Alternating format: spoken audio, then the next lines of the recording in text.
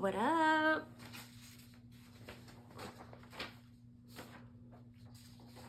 Some very, very exciting things are happening, and it's only February. Y'all, it is going down for the crew. Okay? We're going to get into recording this episode because I just got to share it with everybody.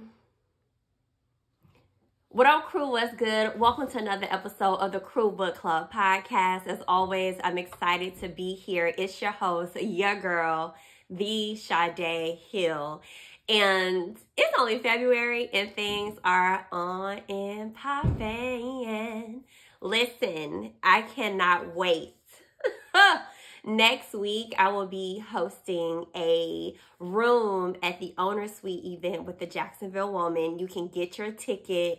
The link is in the show notes, so do not hesitate. I want to meet you. I want to be with you. I want to interact with you, and I cannot wait to do this. This is something outside of me putting on, and to be invited into this space is absolutely amazing. This is what I wanted to do. This is what I had put on my goal list this year, and I'm already accomplishing that in February. Like, you can't tell me nothing right now, okay? I've embraced being uncomfortable. I love being uncomfortable. I love that it's challenging me and catapulting me, and this is only gonna go up from here, crew. I'm trying to tell you, okay? All right, so if you missed the mastermind that we had in December, we will be having another one. So you can stay on track. You can also order the link to the mastermind book, the first one that we had, because they're all going to be attached and they're going to become one big volume for the year of 2023. So don't fall behind. Order yours right now. That link is in the show note as well. And I'm just hyped. I'm super, super hyped for this. And oh, God is so good. That's all I got to say. Which is going into the segment, who gonna check me, boo? God is. He is always checking us because we deserve a good check. Yes, I welcome a good check. And earlier last week, I posted on IG, you know, stop being concerned with people that don't show love and kindness when they can't show love to themselves. And that was inspired by the scripture in Galatians chapter 6, verse 3. And it said, if someone thinks they are something they are not, they deceive themselves, okay? It's like that scripture was like, ew, okay? Because especially, I work in an industry, especially real estate, where people be walking around, and I don't know what it is, but it just doesn't always feel, it's like they feel like they got to keep their secrets to themselves. And it's just like, okay, child, like there's enough business out here for everybody. And I can't be so concerned with them because that's how they want to move. You want to move out of scarcity, move out of scarcity, but whatever.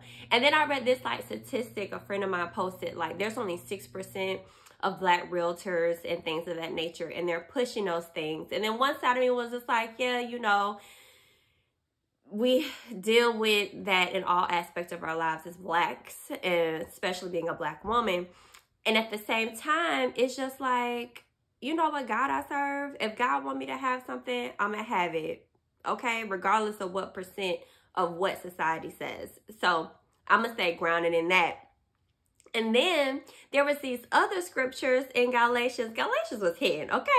It was chapter 6, verses 4 through 5. And it said, each one should test their own actions. Then they can take pride in themselves alone without comparing themselves to someone else. For each one should carry their own load. Basically, y'all, stay in your lane. Stay in your lane. And I'm not saying that you can't, we're not here to help other people. We're here to help other people, but not throw stones, okay? And also, like, you can't be telling somebody to do one thing and you're not even doing it. So That scripture really hit too. Another one was Galatians chapter 6, verse 9. It said, let us not become weary in doing good. For the proper time, we will reap a harvest if you don't give up. And that all just tied together in everything that I was experiencing and hearing last week. People working out of scarcity, or people being so concerned like, oh, I'm black and I have to go against this, or, you know, worrying about what other people are doing instead of their own actions. And I'm sitting here, I'm like, God, like, if people just focused on you and continue to do good and reap their own harvest in time, it will happen. And if we just don't give up. So I want to encourage you, crew, to keep going, doing your thing, be loving, be kind, give, because that is what Jesus would do. What, remember the band? What would Jesus do? I want us to get back to that. What would Jesus do? And let's operate off of that space, out of that space. Okay. Woo, yes, I'm so hyped. Before I got on here, I had this beautiful call about the event that's coming up on the 18th with partnership with the Jacksonville Woman, and I'm just super excited. So I'm just bringing all that energy to you all. And I want y'all to know, one of the best things about doing this pod is because I read the books you should read but don't have the time to. So you can listen to this podcast without necessarily reading the book, because I'm gonna do all the, I'm your personal reader. That's what my friend said. You're like a personal reader. Like, you know how people have personal shoppers? I'm your personal reader. So I'm going to read all the books. You're going to come up here and you're going to listen to the podcast. And you're going to get all the nuggets and juice from the book without even having to read it. My God. Won't he do it? Okay. The cool thing is we have a partnership with Audible, so you can listen to the book as well on audible.com. You can get 30 days of their premium experience for free because of the crew. You know, I got you, crew love. That link will be in the show notes as well. Okay. So let's just go ahead and hop into our book, The One Thing. Y'all, if you on YouTube, you can see this book has been through it. Yes, I love it. I read my books. I don't just look at them. The paper ripped on the cover. It been through. It got coffee stains. I highlighted the mess out of it. These books gonna be worth some money one day, but they're gonna alter my children. All right, so we're getting into chapter 12, The Path to Great Answers. And then we're going to start part 3, like a little introduction. The extraordinary results, unlocking the possibilities within you. Y'all, it's all within us, okay? So chapter 12, The Path to Great Answers. Yes, I want you to imagine, which it's like a quadrant of circle. And one of the opening quotes of the book, it says, people do not decide their futures, they decide their habits, and their habits decides their future. I love that quote. The thing is, when you go to the next page, like we talked about last week about the focus in question, and the focus in question was, if y'all remember, I'll remind you, what's the one thing I can do such that by doing it, everything else will be easier or unnecessary, right? And it talked about asking the right questions. And I gave the example of when an attorney is in the court and they're talking to the witness, you want to make sure you're asking the right questions to get the verdict that you need. This is the same thing. So if you're on the YouTube, you can see it, but I'm going to try to explain it to my listeners. Imagine a circle and think of 4 quadrants and splitting it up. And then one section, and I'm just like the book, we're going to use the example of money. Of making some money, okay? It says here, in the first quadrant, which is going to be on the top right, it's going to say, what can I do to double sales in 6 months? And then it's going to be quadrant 2, what can I do to double sales? In quadrant 3, what can I do to increase sales? And in quadrant 4, what can I do to increase sales by 5% this year? Now, it breaks it down in the book. Quadrant 4 represents small and specific. What can I do to increase sales by 5% this year? It says this aims you to a specific direction, but there's nothing truly challenging about this question. For most salespeople, a 5% bump in sales could just as easily happen because the market shifted in your favor rather than anything you might have done. So a boost in 5% sales could be, if you're selling ice cream, it was hotter, longer days than most days, which people started to crave ice cream. I don't know. Or maybe a TikTok video went viral about a specific ice cream and you're selling that ice cream. You know what I'm saying? Like, there was really no real effort into increasing the 5%, okay? Quadrant 3 is small and broad. It says, what can I do to increase sales? Listen, y'all, it says, this is not really an achievement question at all. It's more of a brainstorming question. It's great for listing your options, but requires more to narrow your options and go small, okay? Quadrant 2 is big and broad. What can I do to double sales? Here you have a big question, but nothing specific. It's a good start, but the lack of specifics leaves more questions than answers, okay? This is where you go. Quadrant 1, big and specific.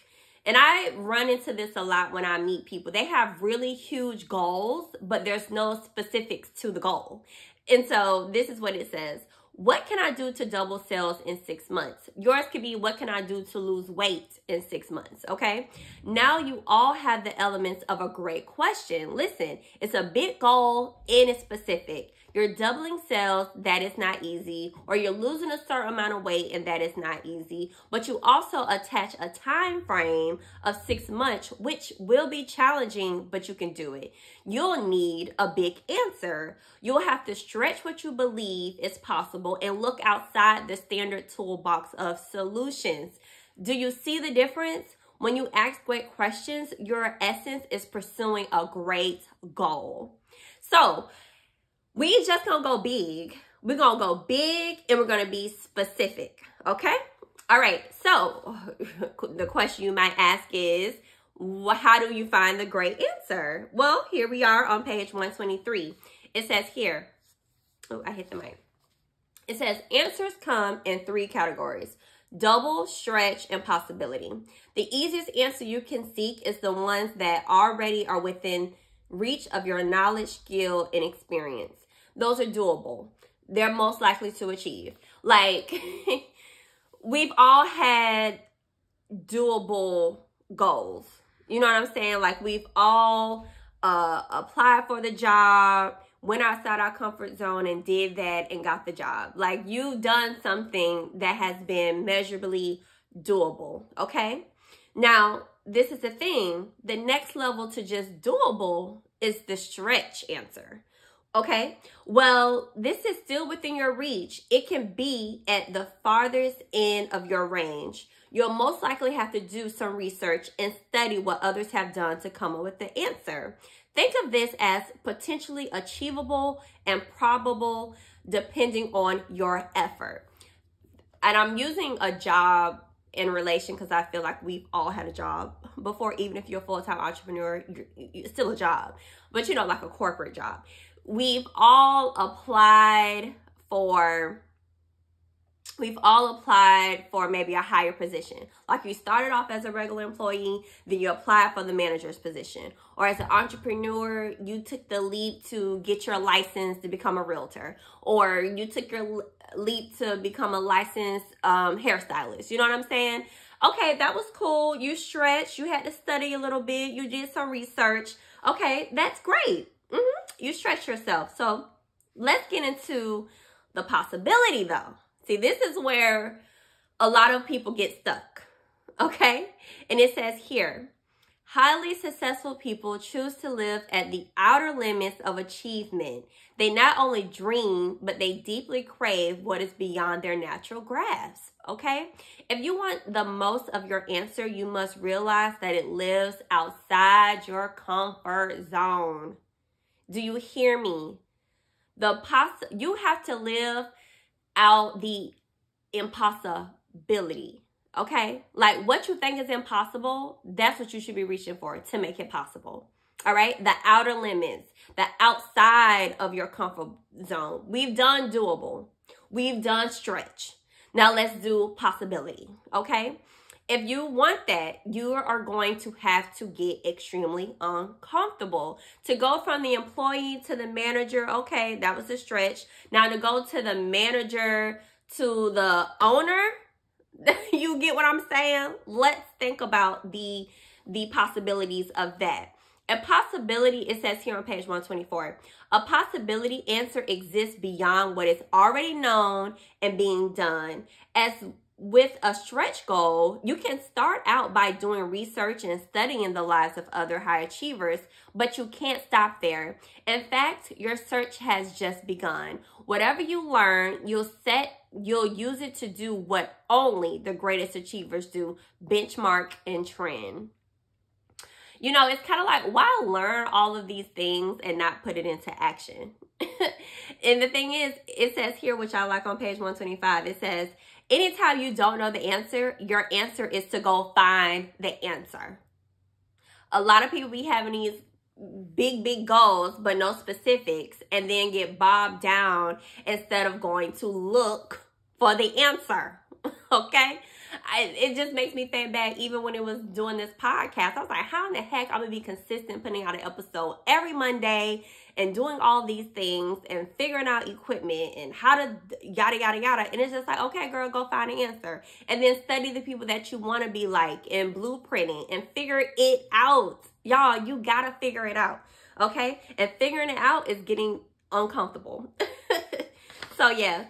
Also on page 126, it says this: because your answer will be original, you'll probably have to reinvent yourself in some way to implement it. A new answer usually requires new behavior. So don't be surprised if along the way to a sizable success, you change the process.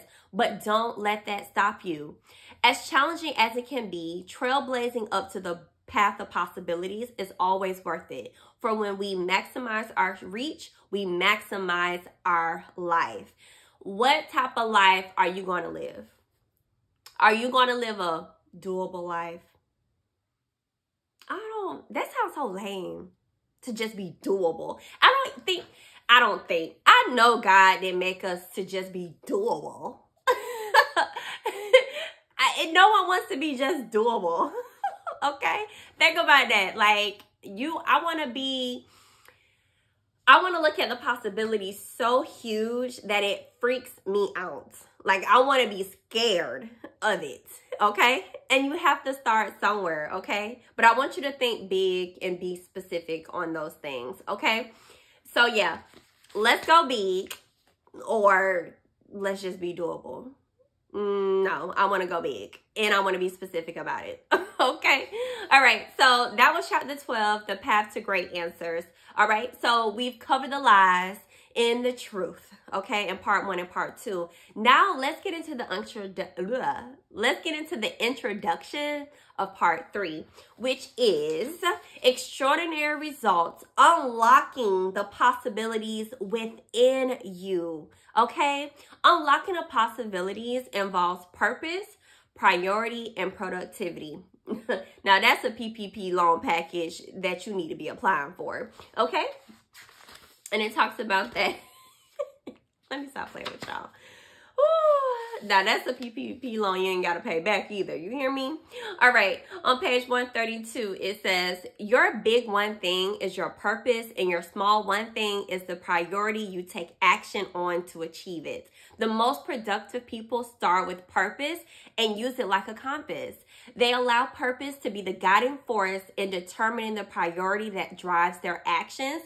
This is the straightest path to extraordinary results. Listen. Again, they allow purpose to be the guiding force in determining the priority that drive their actions. And listen, when you start getting to different levels of success, it's going to require new things, and the purpose could change. I feel like there's purpose levels. Like, your purpose in this moment is to get to this level. Now, when you get to that next level, it's going to take a different drive, and the purpose could shift to be greater because you've already gotten to that doable. You've gotten to the stretch. Now we're going to get to the possibilities. And I feel like each level restarts in that way. Okay. And I like in this illustration in the book, it has like a like a mountain, like an iceberg and water. And at the tip of the iceberg is productivity. The next level is priority. And then the bottom foundation of it is purpose. And it says here, productivity is driven by purpose and priority. It's going to be hard to be productive if there's no purpose or priority attached to it. Okay, it's level to this. All right, y'all. So let's hop on board. Okay. All right. And then on top of productivity, at the tippy top, there's profit. Okay. So we have to build the house correctly. We have to start with purpose, and then we have to start with priority, and then we have to start with productivity, and then we see the money. Okay. I told y'all we're going to get to the bag.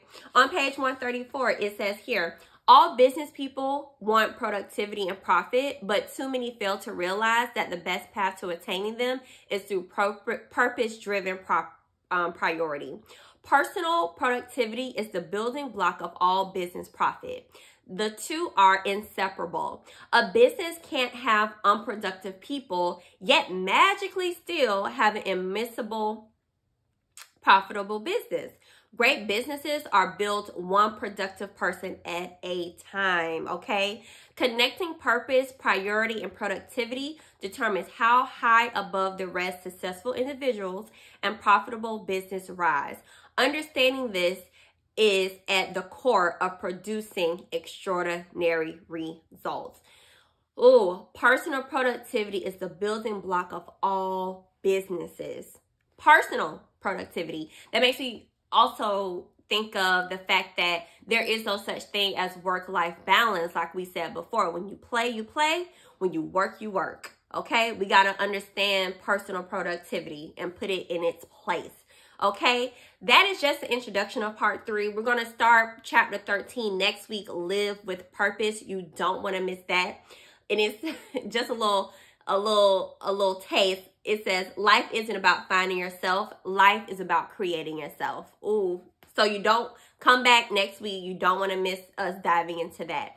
All right. So let's get into the challenge of the week. You know, I cannot let you leave this episode without something actionable. And remember, every challenge that I give y'all, I've done it. I'm not going to give you something that I haven't done. Like, seriously. Okay. I want you to think of the possibilities, which was inspired on page 128 of our book, The One Thing. Okay. It says, think possibilities. Setting a doable goal is almost like creating a task to check off your list. A stretch goal is the most challenging. It aims you at the edge of your current abilities. You have to stretch to reach it. The best goal explores what's possible. When you see people in businesses that have undergone transformation, this is where they live. So this week, I ain't gonna scare you too much by going into the possibilities, but I want you to stretch what you're currently is doable.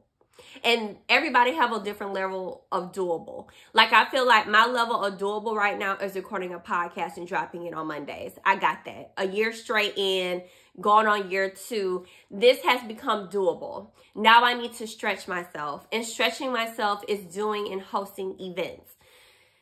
Oh, yes. Stretching outside of just my crew audience. You know what I'm saying? So I want you this week to find something to stretch what you've already made doable. Stop playing with yourself, okay? Trust me. We've all done the doable, like I said. We got the job. We got the license. We talked to the guy. We went to the gym. Most have done those things. Now I need you to apply for the higher position. I need you to run instead of walk. I want you to explore, okay, what you haven't been exploring because of your fear. That's what I want you to do. This week, I want you to undergo a transformation, okay? I don't know what that is, but you know what it is. You half the time, y'all, we already know what we need to be doing more of, and we just refuse to do it. So this week, I want you to put your big girl panties on, and I want you to go and transform yourself by doing the things that you've already done doable and stretching yourself just a little bit. So next weekend, we can hop into those possibilities. All right. So that was the challenge of the week. All right, now let's get into what would the crew do? Ask advice. You can always email thecrewbookclub@gmail.com, or you can DM at the Crew Book Club. And this one came from my IG, and they said, I made some New Year's resolutions, and I'm trying to figure out how to stick to them. Can you give any advice on sticking to them? Stick to them. I mean, there you go. Stick to them. It's not a dumb question either. I'm just, you know the answer to these. Y'all know the answers. Stick to it. Now, if you're stuck on what to do next, like say you've kind of, or maybe you mean you're getting comfortable. You're getting too comfortable and it's not driving you. Maybe we need to think about, what did we just talk about? We just talked about, where's the mountain? I need the mountain picture. Productivity, priority, and purpose. Maybe the purpose is not big enough for you to be productive, for you to stick to the goal. You know what I'm saying? Why are you, the resolutions that you chose, why did you choose them? Did you choose them because society told you you should be choosing these things to lose weight? Or like, why are you losing weight? What's the goal? Is it to be fine or is it to be healthy? And this is what's best for you. Like, maybe that's what it is. Maybe the purpose isn't big enough or the right purpose for you to make it a priority for you to be productive. So you probably need to evaluate your New Year's resolutions to see if they align with what's within you and not what society is telling you to do. Oh, I need you to lock in with God to guide you in that way. And are you doing it selfishly? You know what I'm saying? Like, what's your intent of the solutions that you chose? So revisit that, because you need to build on the purpose of it so you can make it a priority. That way you can allow yourself to be productive in your New Year's resolutions. Okay? All right, so that was what would the crew do? Ask advice. Do not hesitate to DM and ask your questions or email thecrewbookclub@gmail.com. All right, so now you know I can't let you go without ending the episode with the quote of the week. The quote of the week comes from what I said earlier. People do not decide their futures. They decide their habits, and their habits decide their future, by F.M. Alexander. So crew, what you gonna do? What habits do you need to be doing right now to decide your future?